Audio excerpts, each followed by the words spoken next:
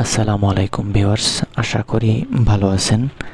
আজকে আপনাদের অত্যন্ত একটি গুরুত্বপূর্ণ জিনিস দেখাবো। সেটা হচ্ছে আমরা যারা ভিএফএস গ্লোবালে ইতালি ভিসার জন্য 1 থেকে 1.5 বছর যাবৎ অপেক্ষা করতেছি, তাদের জন্য একটি অত্যন্ত গুরুত্বপূর্ণ। আপনারা অবগত আছেন যে 22শে অক্টোবরের আগের যে নুলস্তাগুলো আছে ভিএফএস গ্লোবালে জমা, সেগুলো সকল নল্লাবস্থা স্থগিত অবস্থায় আছে পুনর্বিবেচনার জন্য বা পুনরায় চেক করার জন্য।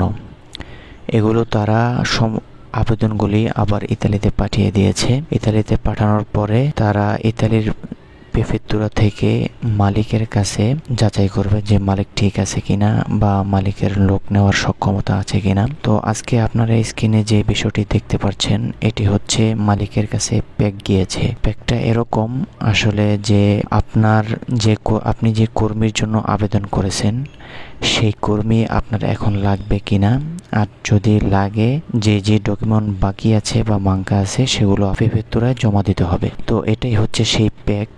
এই প্যাকের মাধ্যমেই নূল্যাবস্থাগুলো আবার পুনরায় ভেরিফাই করা হচ্ছে। আপনারা ইতিমধ্যে অবগত আছেন আমাদের যে নূল্যাবস্থাগুলো এগুলো ভেরিফাই হবে ইতালির প্রেফেক্তুরার সুই সেকশন থেকে। ওই সুই সেকশন থেকে প্রত্যেক মালিকের কাছে এরকম কনফার্মেশন একটা প্যাক যাবে।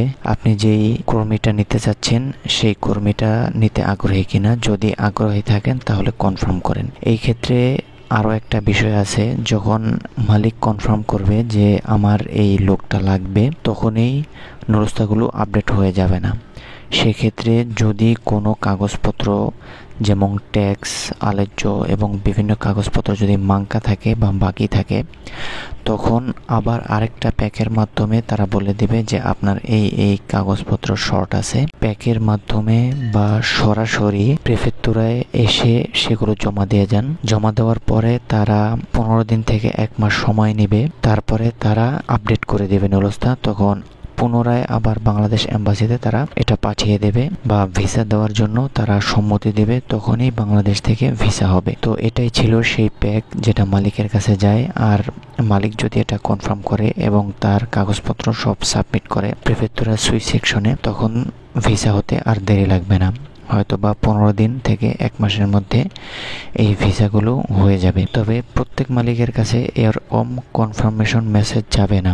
যাদের কাগজপত্র অরিজিনাল আছে, সব কাগজপত্র ঠিক আছে, তাদের কাছে কনফার্মেশন মেসেজও যাবে না, তাদের ভিসা অটোমেটিকলি হয়ে যাবে। এটা শুধু তাদের ক্ষেত্রেই, যাদের মালিকের কাগজপত্রের শর্ট আছে তাদের ক্ষেত্রেই এটা সবচাইতে বেশি যাবে তাদের মালিকের কাছে। তো যার মাধ্যমের সাথে কথা বলে রাখেন যে মালিকের কাছে এরকম প্যাক যাবে কনফার্মেশন, বা তাদের থেকে তথ্য জানেন যে মালিকের কাছে কনফার্মেশন তথ্য গিয়েছে কিনা, কাগজপত্রগুলো সেগুলো আপডেট করা হয়েছে কিনা বা সেগুলো কাগজপত্র দেওয়া হয়েছে কিনা। যদি দেওয়া থাকে এবং কনফার্মেশন যায়, মালিক যদি কনফার্ম করে, তাহলে 100% ভিসা হবে ইনশাআল্লাহ।